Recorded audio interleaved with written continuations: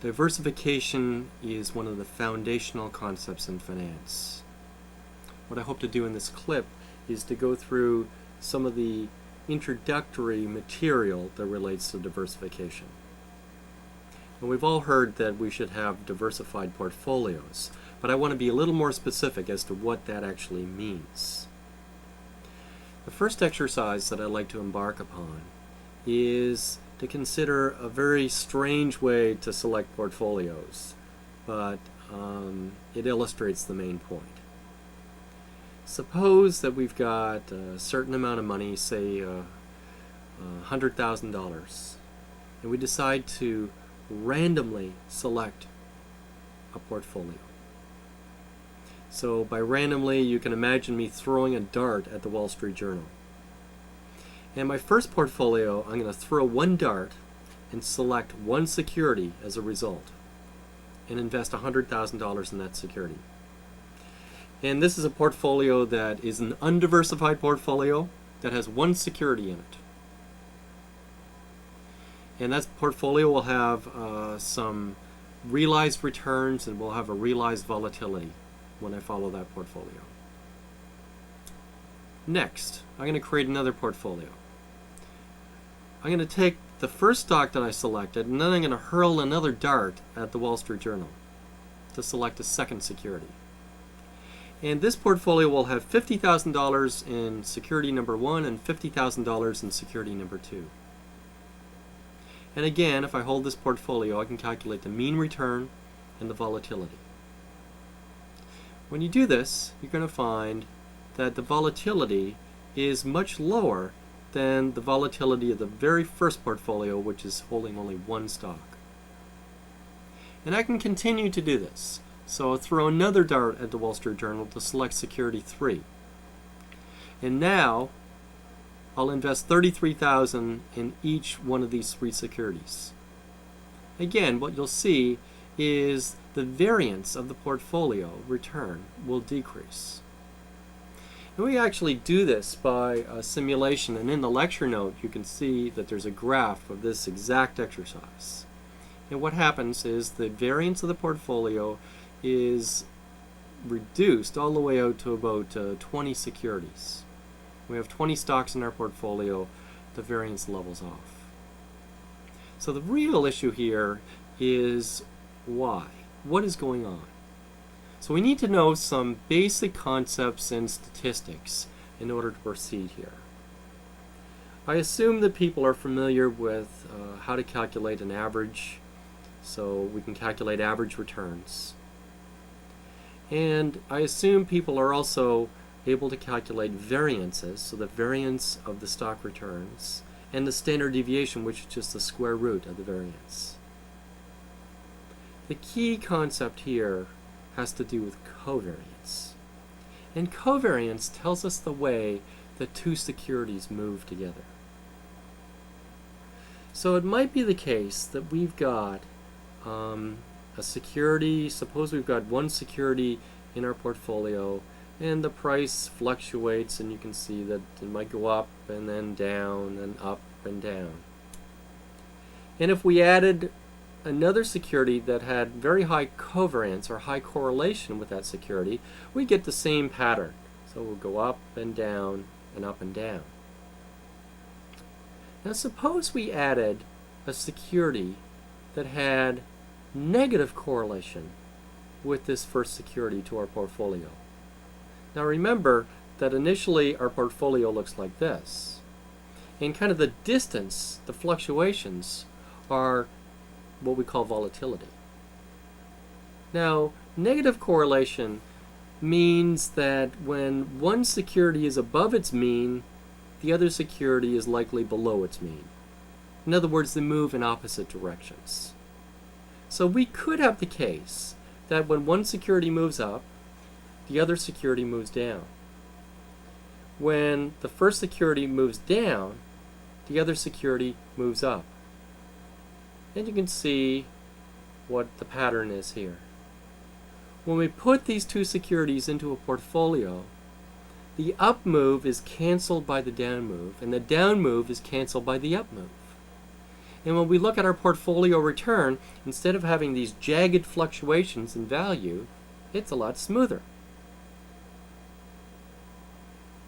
So the negative correlation, the low covariance, actually reduces the volatility of the overall portfolio. Now, in the lecture note, we go through all of the formulas that you need to know in order to derive the variance of a portfolio. And really, the simplest way to start is with a two-asset example. And I encourage you to actually work this out in some detail.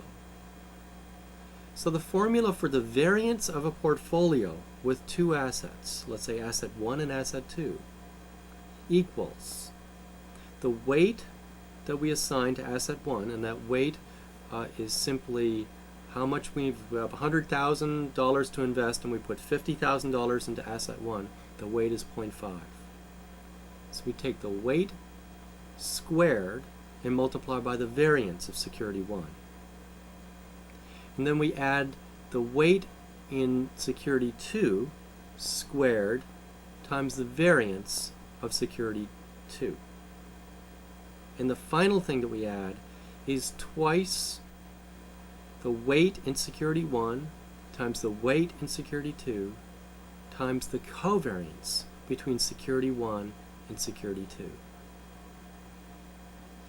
Now, it turns out that you don't need to have negative correlation or negative correlation covariance to reduce the variance of the portfolio. Consider the following simple example. Suppose the covariance is exactly equal to 0. And suppose that the variance of the security number 1 equal 10%, and the variance of security number 2 equal 10% also. So we've got two securities with identical variance, but their covariance equals 0. Now, if we hold a portfolio of 100% security 1, the variance of that portfolio is equal to 10%. If we hold a portfolio of 100% of security 2, the variance is 10%. Now let's consider putting 50-50 weights on these two securities. So the weight is 0.5, and let's use the formula. So 0.5 squared times the variance of security 1, which is 10%. 0.5 squared is 0.25. 0.25 times 10% is 2.5%. And then the second security is 0.5 squared times 10% again. So it's another 2.5%. The third term is the twice the weights times the covariance, which we've assumed equals 0. So the variance of this portfolio that I've described with a covariance of 0 is 5%. So by mixing these two securities together that have identical volatilities when you look at them, by putting them together, we have reduced the volatility of the overall portfolio by 50%. It's reduced from 10% to 5%. Now we could also go through and look at this in a couple of other ways. What if the case was that the correlation was perfect, was exactly 1? Well, we know immediately that the variance of the portfolio should be equal to 10%, in that this does not buy us any further diversification benefits. And it also turns out that if we reduce the correlation from 0 to -1, which is the strongest possible negative correlation, we can eliminate all of the variance in our portfolio. It takes it down to 0. So the covariance or correlation is critical in terms of diversification. And it makes sense that the stocks that go into our portfolio, we have to take account of their correlation. Not all stocks are the same. Stocks in different industries will have different correlations. stocks in different countries will have different correlations. In some of my research, I calculated the correlations between countries and found reasonably high correlations between countries that are fairly well linked, like Canada and the United States, and fairly high correlations between the United States and developed European countries. So, while the correlations are, I say high, but they average 41% in my study, when you add these countries to a U.S. portfolio, which was formerly a U.S. portfolio, you reduce the variance of the portfolio to some extent. But I've also looked at the portfolios of countries in emerging stock markets. And these economies are much different from the U.S. economy, in that the industrial structure is different, they're at a different stage of economic development, their trading patterns are different. And it turns out that their correlations are much lower than the correlations that you find between U.S. markets and other developed markets. So it turns out that some of these emerging countries have zero or negative correlation with U.S. equity returns and European equity returns. Hence, when you put one of these countries into your portfolio, and even if you assign a fairly small weight to it, it serves to reduce the variance of the overall portfolio. And this leads to, for some people at least, kind of a paradoxical result.